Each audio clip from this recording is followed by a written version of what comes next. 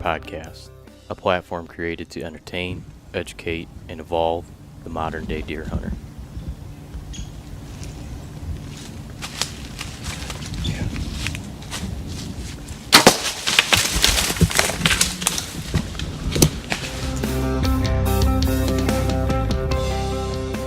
So I spent about 6.5 years in the SEAL teams, went to the Naval Academy, graduated in 2000, and then got into SEAL teams right around, the time of 9/11.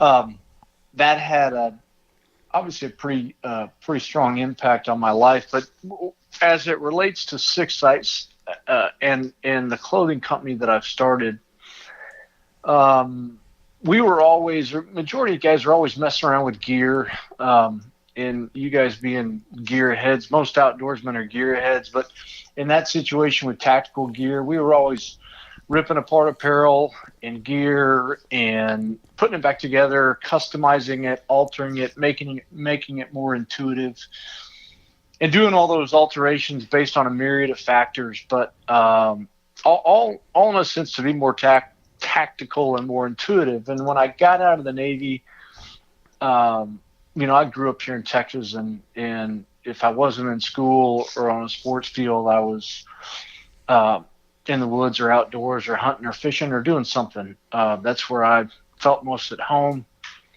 And so when I got out of the Navy and got back here to Texas, I started, I started applying that mentality of the alteration, the customization to my hunting stuff with the sewing machine my wife and I had here in the house. And initially it was around functionality, based on the way I hunted. And again, my first love is bow hunting, but again, bow or rifle, primarily big game, but waterfowl and turkey and dove and quail. But started tinkering around and adjusting things on my hunting clothes based on functionality, and then that led me into a world of looking at different textiles and technologies, and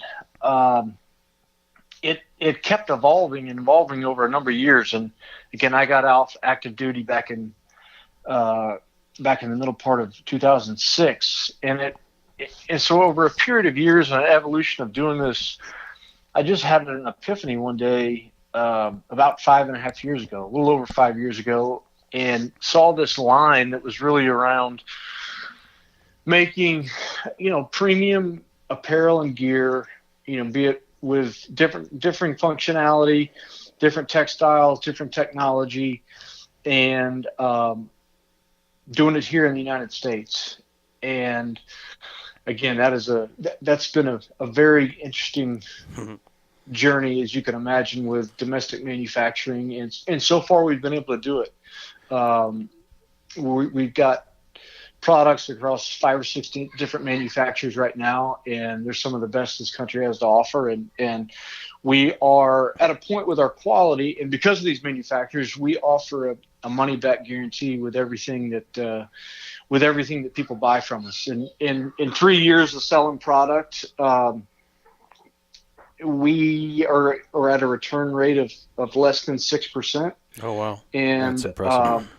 Our customers, we get a lot of great feedback, and coupled with that return rate, it's a testament to our design, and more so, it's a testament to our manufacturers and the quality thereof. So, as you guys know, and as your listeners know, it's a very competitive landscape, but we've been at it. I've been at it about 5 years and launched the company 3 years ago, and we're climbing uphill, but we're climbing the right direction.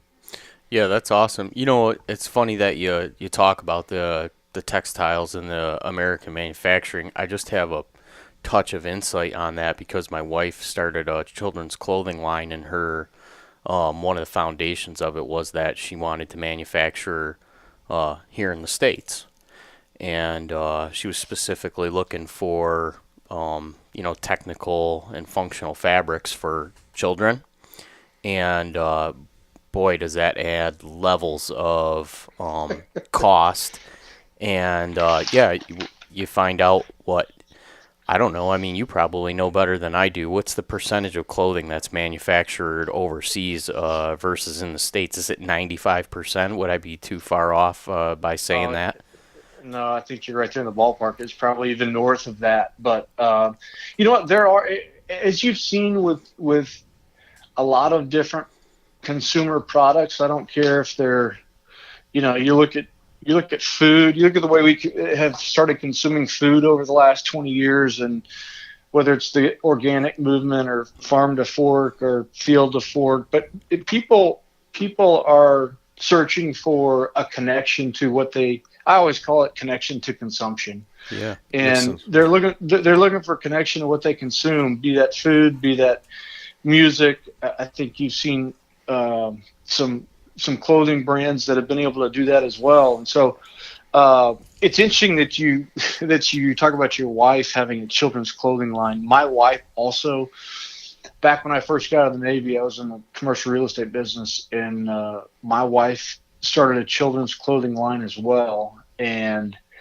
um, never in a million years did I think I would be in this business, but it's been a blessing for me to have had her at my side because she has a phenomenal eye. Where I am all about function. She is all about design and style lines, and she's had a dramatic impact, I think, on the success that we've had thus far for SixSite. So it's interesting that you and I have that in common. Oh yeah, that's that's pretty crazy connection, or what you guys have in common there between your wives and what you guys are both into. And it's as far as the being the made in America thing, that's a big challenge nowadays, and that's got to be a huge passion for you to want to do that.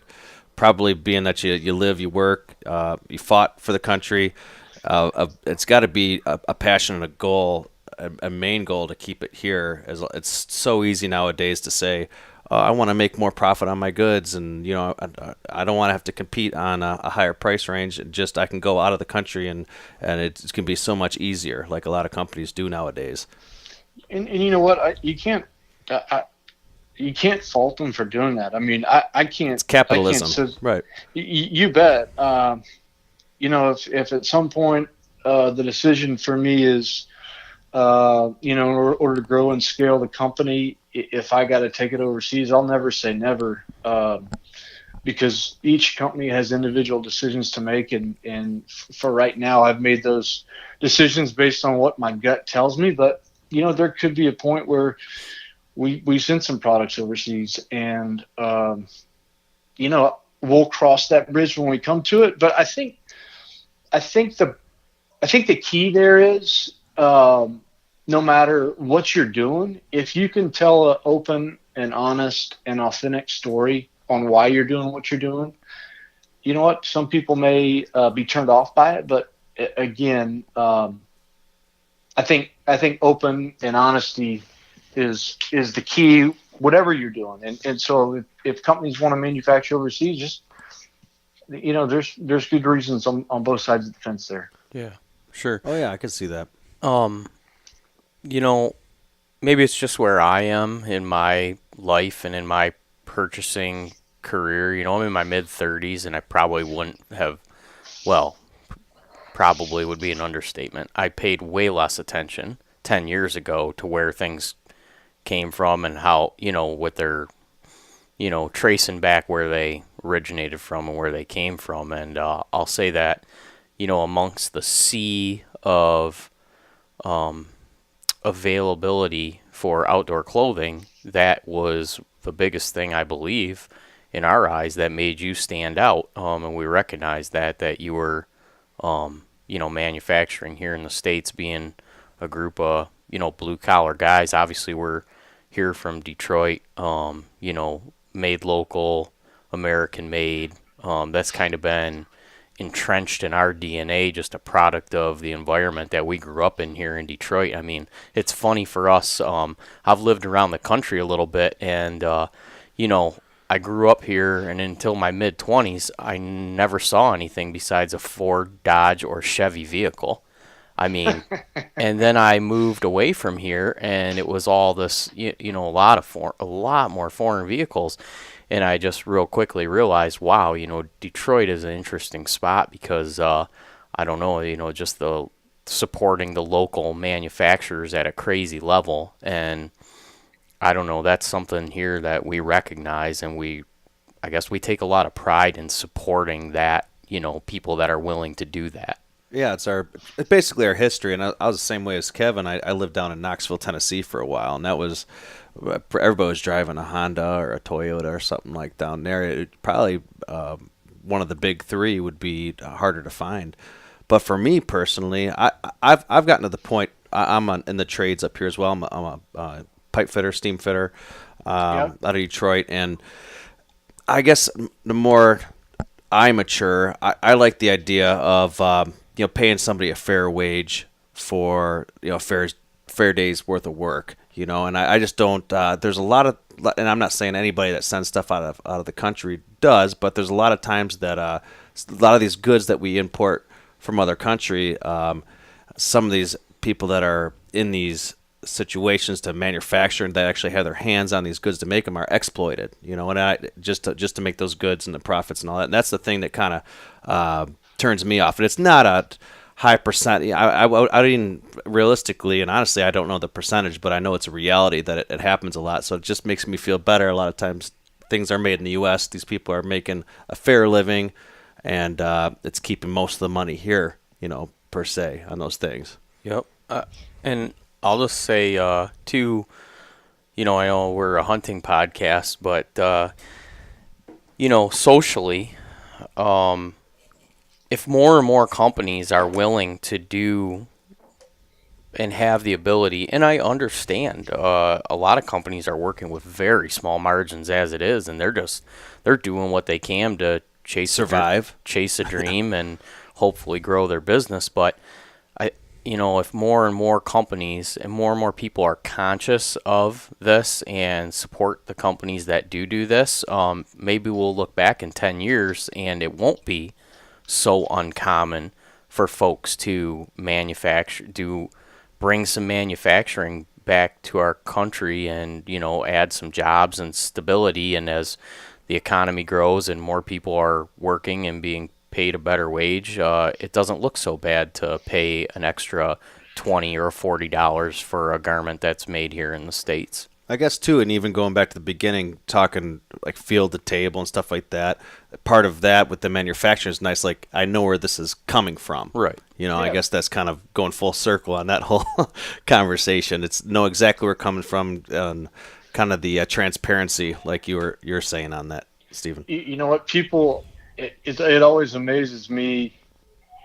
It always amazes me just to think back on, growing up as a kid here in Texas, and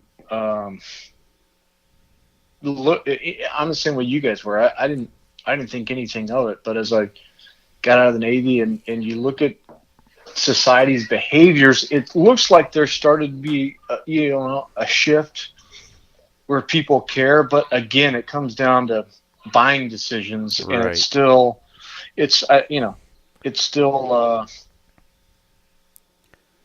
a lot to ask guys, blue collar guys who are working extremely hard Right. to pay the extra money, and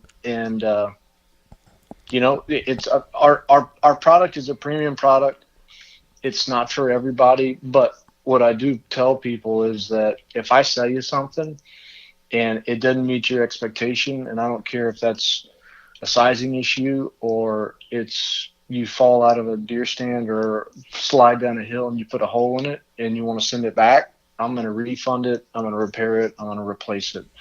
And my sense is, my hope is, and a lot of people look at me when I say that and they roll their eyes when I meet them at a trade show or something and tell them that. But again, for me, I wouldn't put my name on it. I wouldn't put my prior profession as a former SEAL. I wouldn't brand it around it if I wasn't willing to stand behind it. And you know what, that makes a difference to some people, and other people it doesn't. So anyway, that's Well, it definitely means a lot to me, Stephen, and I don't mind. And I've told it to all my friends or and anybody who asks me about anything. I would never bat an eye about paying more for a product that's made domestically here. And like you said, you've got somebody. If I've got an issue with your product, I've been kind of dealing with you guys now for a little while, and the interaction is open. Your customer service, and in my eyes, that's a huge thing. Is where you how are you going to get treated on the back end after they've got your money? How are they going to treat you? You know, there you and go. to see the big picture, like, hey, we want to keep you as a customer. We want to, like you said, stand behind our product. It means something to us, not just getting that, $100 or $200 from you from that first purchase and on to the next. You bet. It is way more value. I mean, obviously we gotta grow the brand with new customers, but keeping someone satisfied once they've already decided to invest that money with you and trust you is that's a no-brainer for us. And I think it even goes farther than satisfied. I think it's almost a point like you're building new relationships with every new customer. It's not. you It's bet. like a whole new relationship. And it's interesting you say that because primarily our customer service is handled by one individual, and sometimes it shifts around within the company. And every now and then I'll answer our 800 number, and I absolutely love talking to people. And again, it's not always 100% satisfaction, and people have issues or sizing or whatever the case may be. But talking to people and letting them hear straight from the horse's mouth that we're going to take care of them is always, it's refreshing for me, and I hope it's refreshing for the customers as well. Yeah, no, it is. At this day and age, like you said, people are working hard for their money. When I spend that money, if I have the ability to do that with a product that's backed by a face and a voice, that's how I really, that's what it comes down to for me now when I'm making decisions. We've said this before, if we go on a website and we can't find a phone number, I'm almost detoured by it now because you feel like you're going to get the runaround. We want an open line of communication between who you're purchasing from. And maybe that's just us personally because, I don't know, we are, a lot of times looking at the higher end, more technical stuff, and we need to trust who we're purchasing from, that they're going to be way more informed than we are and can answer the questions that we have. And I think so far Ryan can attest to, that's been the case. Well, it's interesting of the letters and emails that the company gets. Half of them, at least, if not more, are about Whit Peterman, who handles our customer service, and just about his attention to detail and his interaction. And Whit's really, really good at taking care of people, and we are lucky to have him on the team. That's for sure. Let's get into the technical aspects of the gear. So you said it was an evolutionary process when you started. So it started, your thought process started when you were in the military with maybe gear that you were using, and you had like a thought in your head for applications towards hunting, to when you started like sourcing materials and reaching out and starting to build, from an idea to this actually happening? Well, the thought process stemmed from the Navy, and the best illustration I can give you is, if you lined up 16 guys or 32 guys in a task unit that were about to go out on an operation, all basically issued the same gear.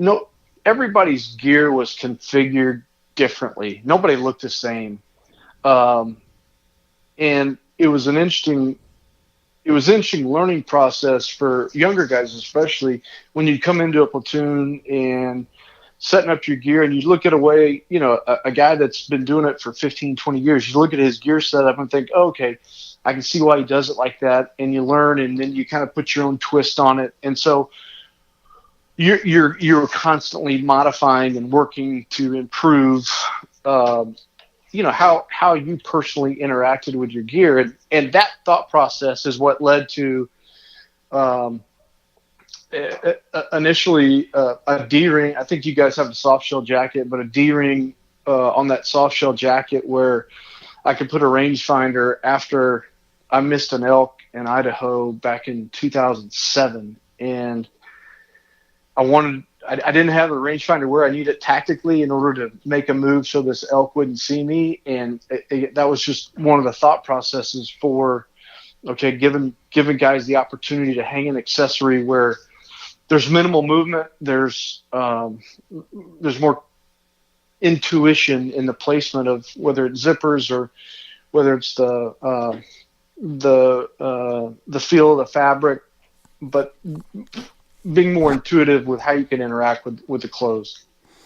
Technically, what is the fabrics? I mean, you guys have a lot of different pieces, obviously. So we have your base layers, and Ryan and I each have a pair of soft shell pants and a jacket. What are those materials, and why did you choose them? On the base layers, those are that's a Polartec product. It's a merino wool and poly blend, and a lot of most outdoorsmen these days, guys that are into hiring gear, are familiar with merino wool and the benefits of that natural fiber. Absolutely. I was at the outdoor retailer show. This was back 3-4 years ago, and found this Polartec product called Power Wool that they were coming out with, and again, it was a merino wool poly blend. So you guys have it. You on the underside of that fabric is that real light white waffle, and that's that layer of merino with the exterior being a poly yarn. So you get the benefit of that merino next to your skin. You get the benefit of a synthetic fabric and the stretch and the shape retention that synthetic fiber gives you. And to me, you got the best of both worlds. And when I found it, we started testing it, and it comes in a couple different weights. I picked that lightest weight and tested it over a number of seasons. And even as light and thin as that is, extremely warm, wicks really, really well, doesn't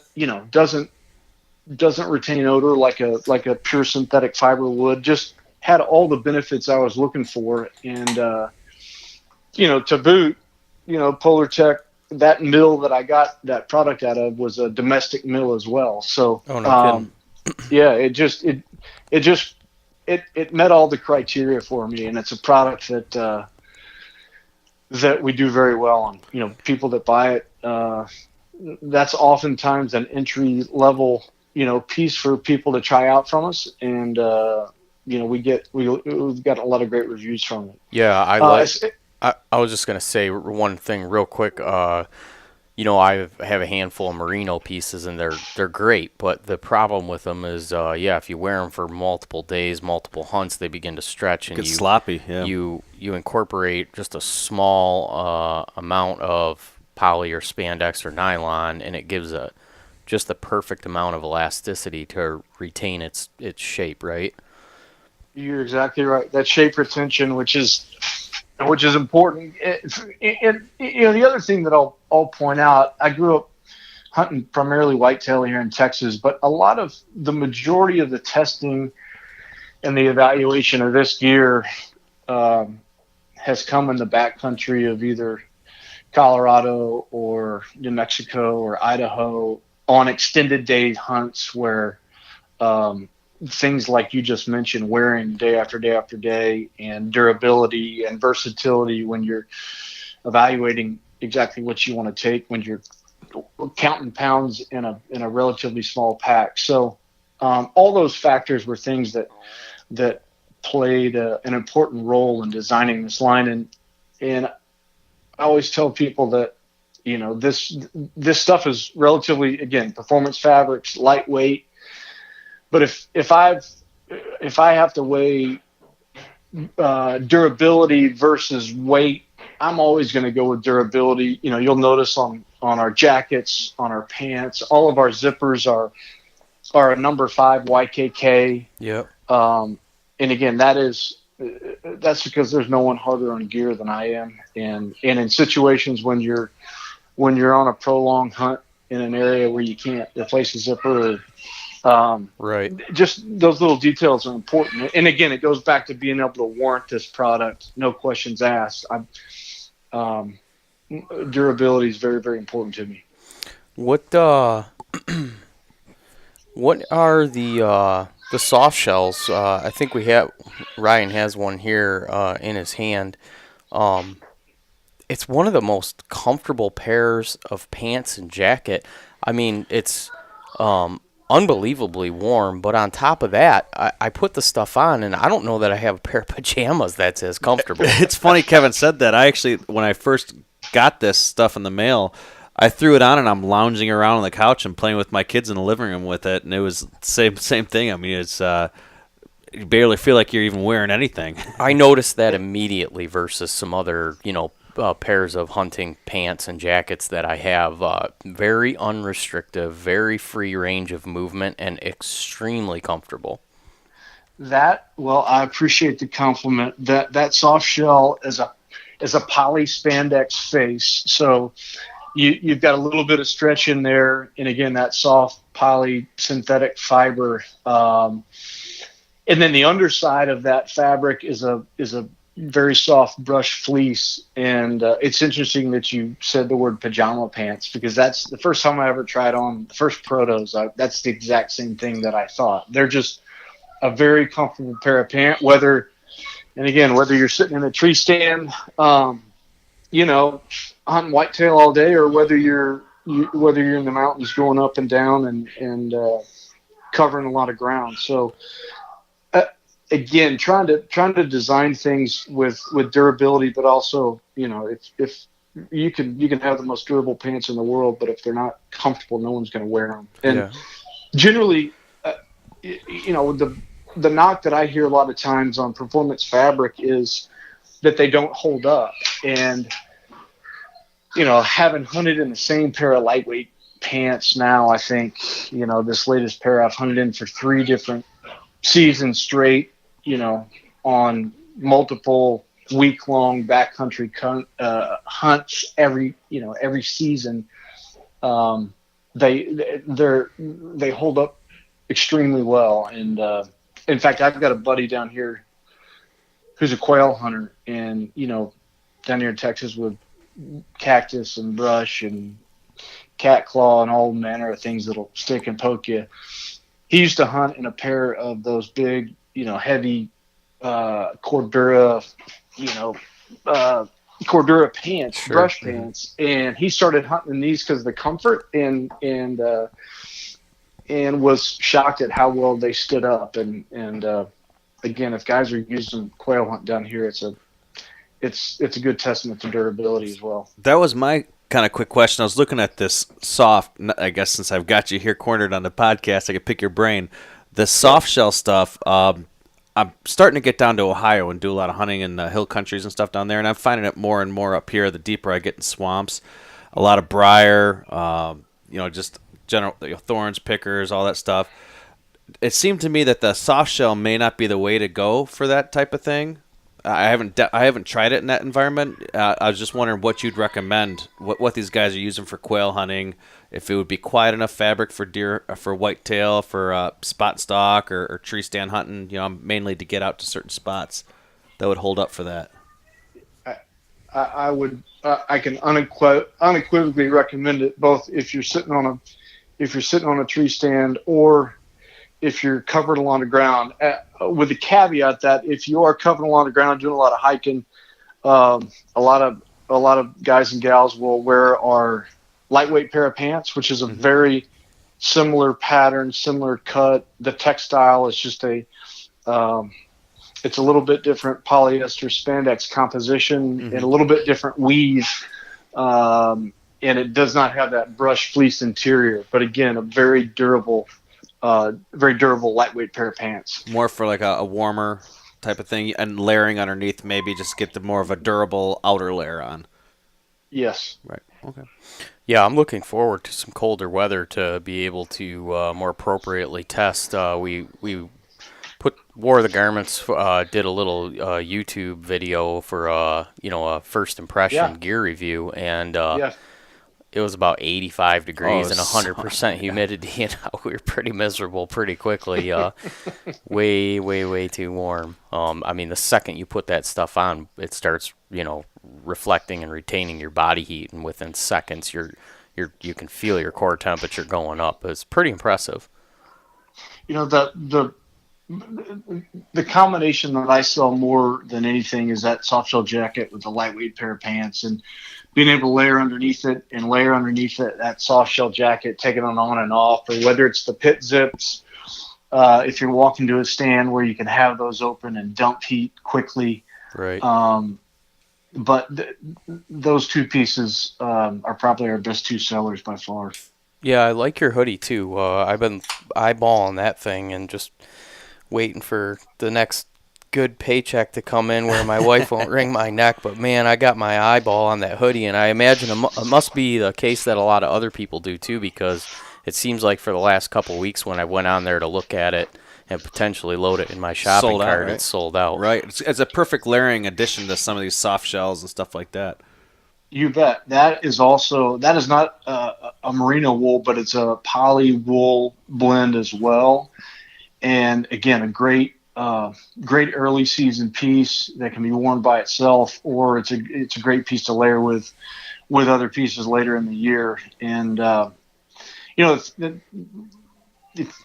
if you looked at the hood online, it's a big oversized hood, and you know, I use it in lieu of a face mask a lot when I'm sitting in a tree stand, just being able to pull it over. It fits over a ball cap easy, and it's, as you said, we've had trouble keeping it in stock, but we actually just received a big order of our Rana Gray camouflage today that went on the website, and we've got our Rana Brown shipment hitting here at the end of the week. So Oh, we're wonderful. excited to get those back in stock. Awesome. The one thing too I noticed, your website is probably one of the better websites I've visited here in the recent time.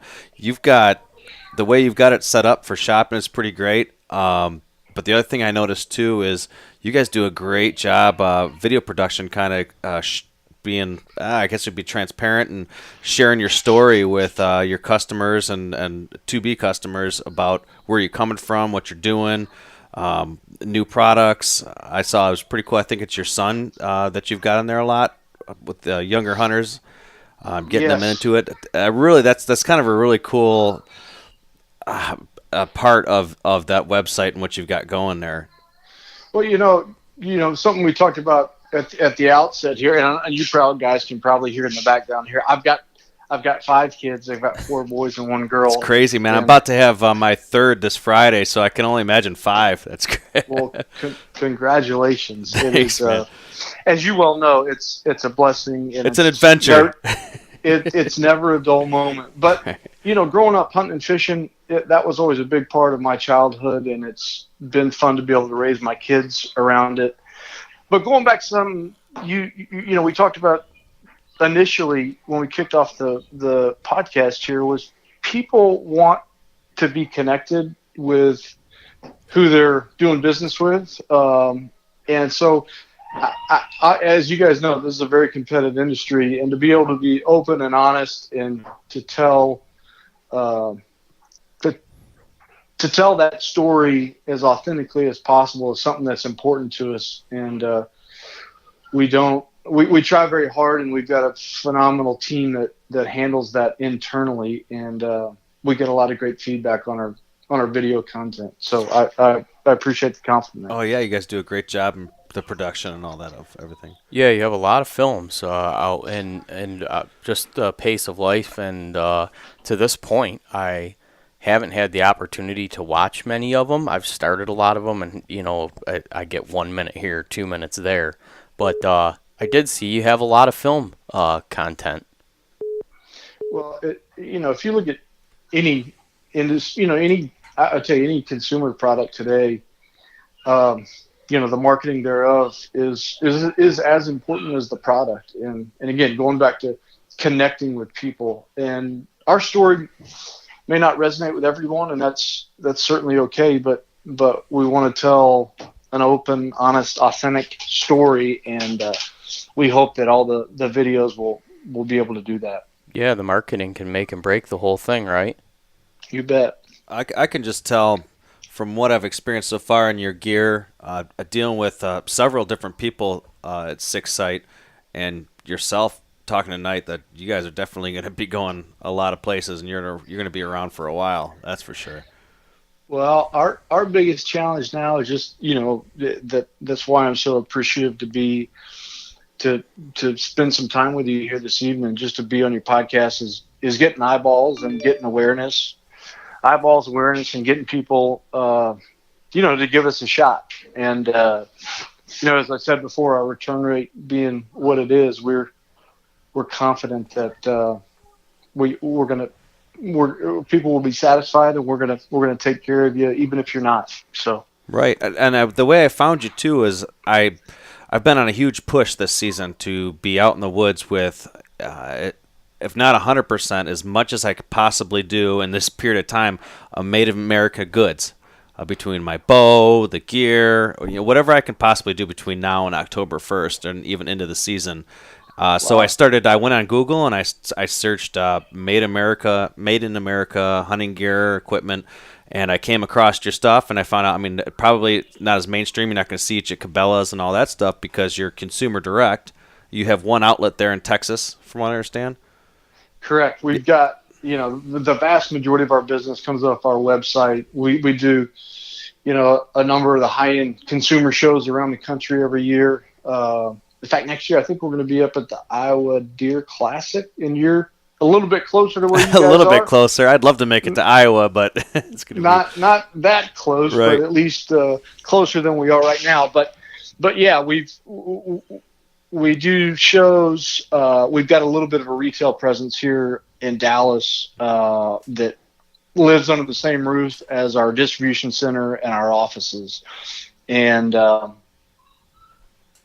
so we get some walk-in traffic. But the vast majority of our business comes off our website. So it's important to get spread awareness and get eyeballs on it.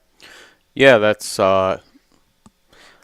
everything you're saying meshes real well with why we created this entire podcast and platform.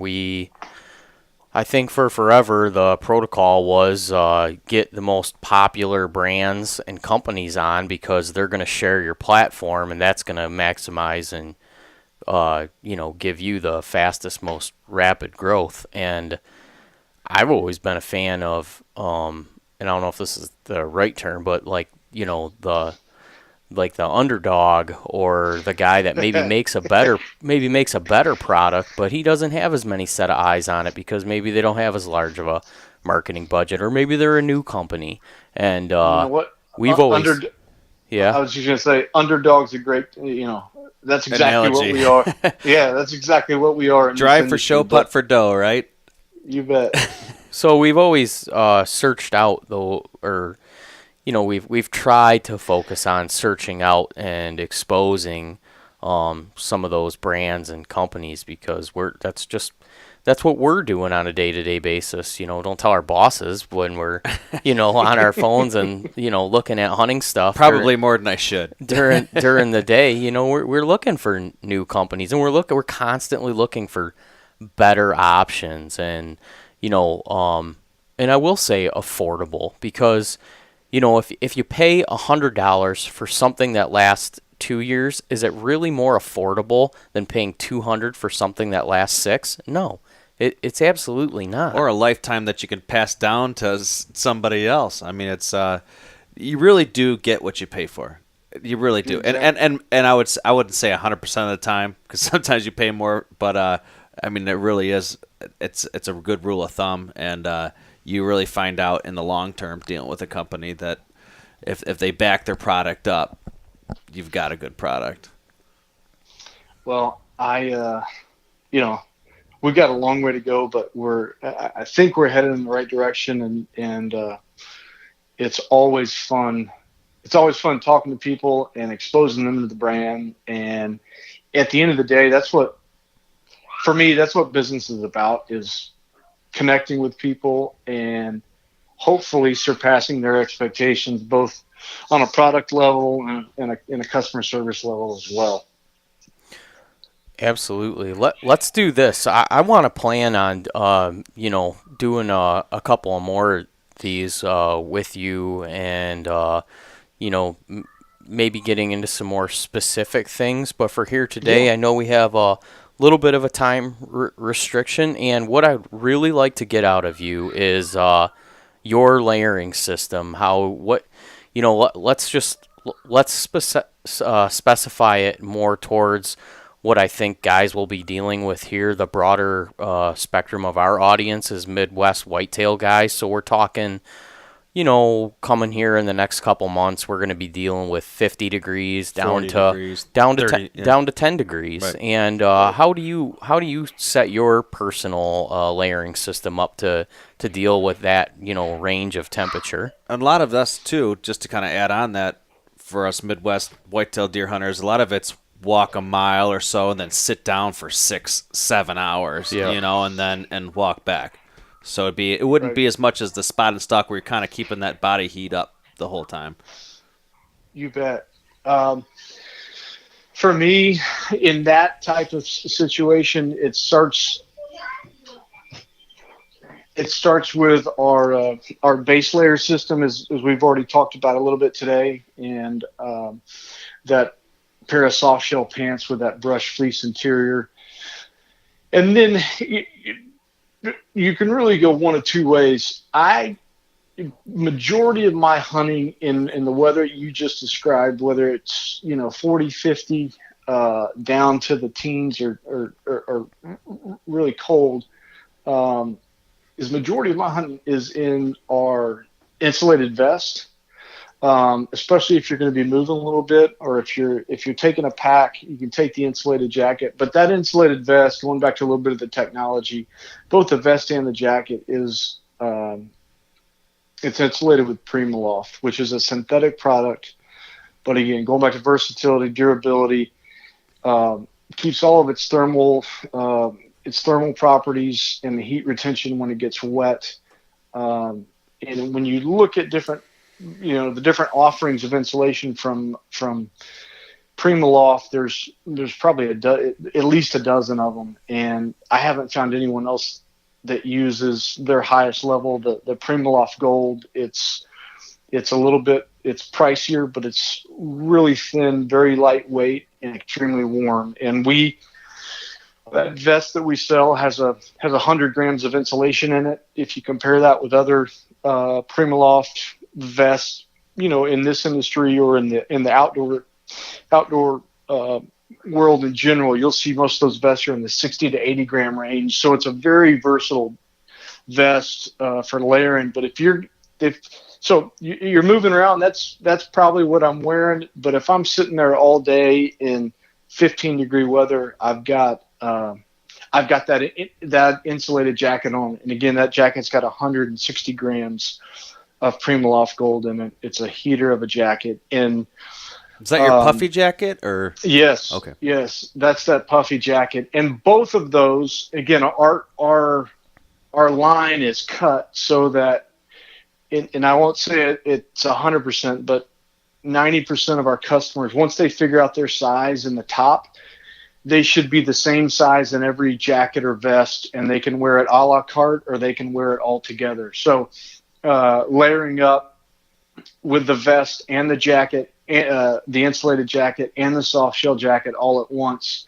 for those really cold days. So you could wear like an extra large and you'd buy that in all those different products and they should all mesh and work together.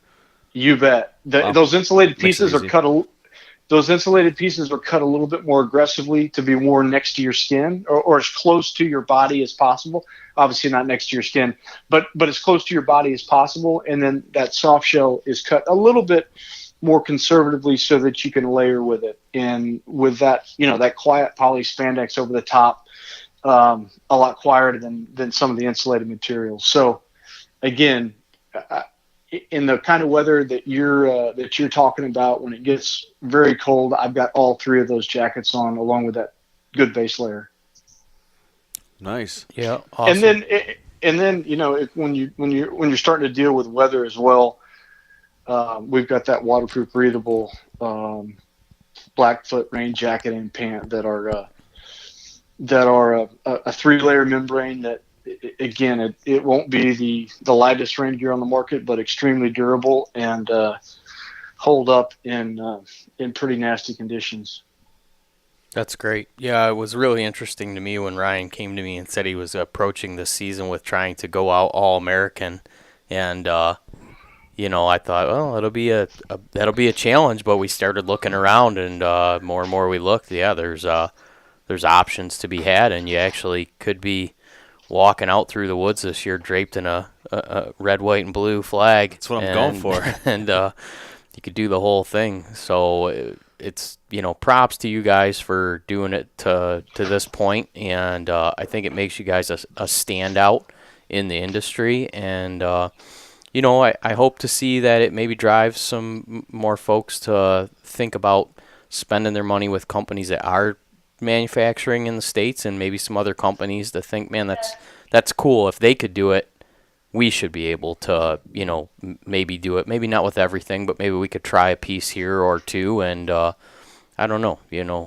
maybe there'll be some an evolution. Yep. Right, just like you said. I totally think we should try to do this another 3-4 weeks or so from now, and kind of pick up where we left off on some of this stuff. Yeah, I would definitely like to do a follow-up and bug you, and maybe we could even talk about some more, specific hunts and strategies and things of that nature. And, when you guys have some new products and things going out, it'd be great for you to reach out to us, and we'd love to talk about them. So I would love to follow up again and talk more detail on more products. We've got new products that are constantly hitting here over the next few months, and would love to give you guys a sneak peek on all those. And who knows, one day I'd love to have you down here and have you go hunt with us. That's what's... Man, that'd be good. Yeah. That sounds like a dream come true.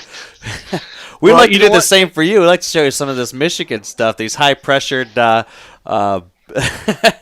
maybe not known as the big buck state, but we have a lot of fun up here. It's definitely a tradition in Michigan. You know what? It's again, I obviously am not from there. I don't have any firsthand knowledge, but it's everything that I've ever read and heard about. It's a phenomenal hunting tradition, and something I'd love to experience at some point. But again, like I said, I'm in this to meet good people, and have really enjoyed my time with both of you, and look forward to doing it again soon. Cool. Yeah, one interesting thing just off of that, our state biologist here, our deer biologist, he worked in the state of Texas before he worked here. He did a lot of stuff, and he said no two places have a more like mentality when it comes to their hunting culture than Michigan and Texas, and I found that to be wow. I found that to be a pretty interesting statement. That's very cool. Well, I think I like Texas even a little bit more now. Well, we'll have to do it. And again, let's get back on the podcast here soon. But I'm serious when I tell you I'd love to have you guys down here at some point, and we can do that. That would be great. Cool. And we'll definitely do a follow-up. So why don't you go ahead and what's the best way for people to check out your gear and find everything that you guys have going on, including your films and videos? Is most of that available through your website, or is YouTube a better outlet? Or you know what? All of our videos, if you go to SixSiteGear.com, SIXSITE gear.com, you go to our website, and the first two buttons you see are either shop, which will take you to all of our products, or films, and that will take you to a Rolodex of however many dozen films that we have there. Some of them are lifestyle oriented, brand oriented. Some of them are product oriented, but they all do a certain part in telling our story. But that's a great place to start. And as we talked about before, we have a 1-800 number on our website under the Contact Us button, and we've got a contact email that we respond to daily, and we've got someone that answers that 800 number not 24 hours a day, but from 8 to 8 generally every day we're pretty responsive. So if people just want to call and have a question about a product before they buy, we'd love to hear from you. Well, awesome. Man, I'd love to talk to you more, but I know I'm a family guy just like you. You got some stuff to take care of, and let's plan to get together soon again and talk some more. I would love it. I thank you both for the time, and look forward to talking to you again soon. Okay. Thank you, Stephen. Have a great evening. You too. Bye bye. Okay.